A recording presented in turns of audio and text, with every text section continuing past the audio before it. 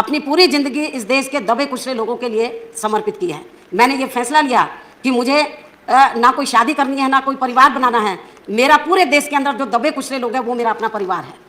ये मेरा बहुत बड़ा परिवार है और जो मुझे आदर से बहन के नाम से सम्मानित करते हैं और हाउस के अंदर भी मेरा नाम कम लेते हैं, ज़्यादातर बहन जी करके मुझे सम्मानित करते हैं। मैं पूरी ज़िंदगी दबे कुचले लोगों के लिए लगाई, एक ध्यान होकर मैं लगी रहती हूँ। लेकिन माननीय सभापति जी, मैं बताना चाहती हूँ कि मान्यवर कांशीराम जी ने जब इस मूवमेंट को शुरू किया, पार्टी बनाई थी, तो उन्होंने ये कहा था कि यदि हमें अपने पैरों पर खड़ा होना है तो एक वोट और एक नोट।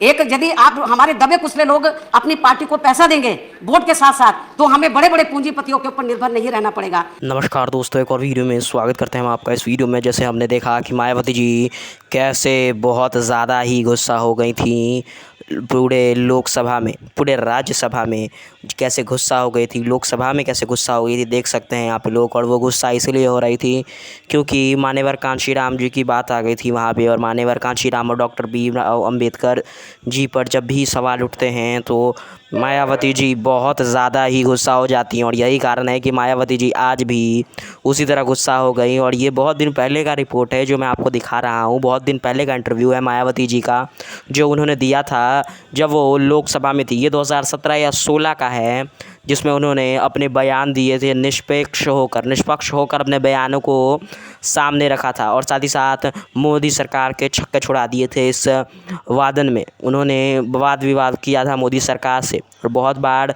ऐसी बातें भी कही थी जो मोदी सरकार को बहुत तीखी लगी थी। और साथ ही साथ मोदी सरकार को उन्होंने ये भी कहा था कि जिसने भी मुझे गंदे गंदे शब्द उपयोग किए हैं, जिस विधायक ने भी, जिस एमपी एमएलए ने भी मेरे लिए गंदे गंदे शब्द उपयोग किए हैं, एमपी एमएलए ने बीजेपी के, उसको मैं कहना चाहूँगी कि उसने अपनी बेटियों के लिए यूज़ किए होंगे, बेटियों के लिए इस्तेमाल किए होंगे ये वर्ड, ये शब्द अपनी बहू बेटियों के लिए इस्तेमाल किए होंगे। मेरे लिए ये शब्द नहीं हो सकते हैं क्योंकि मैं सबको अपना भाई मानती हूँ, मैं सबको अपना परिवार मानती हूँ। भाषा आप बोल रहे हैं तो जिन्होंने, आज मैं आपको बताना चाह रही हूँ माननीय उपसभापति जी, बीजेपी के जिस उपाध्यक्ष ने जिस भाषा का इस्तेमाल किया है, तो उन्होंने मुझे नहीं बोला है, उसने अपनी बहन के बारे में बोला है, अपनी बेटी के बारे में बोला है, उसने मुझे नहीं बोला है।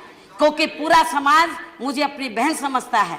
और मैं बताना चाह रही हूँ, जिसने भी ये बोला है उसने अपनी बेटी के बारे में बोला है, जो लोग मुझे नहीं बता रहे अपनी बहन के बारे में बोला है।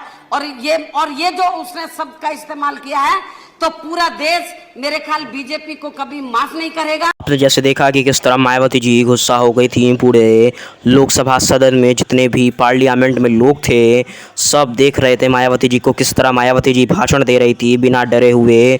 और साथ ही साथ मायावती जी का गुस्सा फूटा था मोदी और बीजेपी सरकार पर कि किस तरह उन्हें नीचा दिखाया जा रहा है, मायावती जी को, एक दलित समाज के नेता को नीचा दिखाया जा रहा है। लेकिन मायावती जी दबती नहीं है, मायावती जी उठकर जवाब देती हैं और यही बात सबको अच्छी लगती है उनकी। धन्यवाद।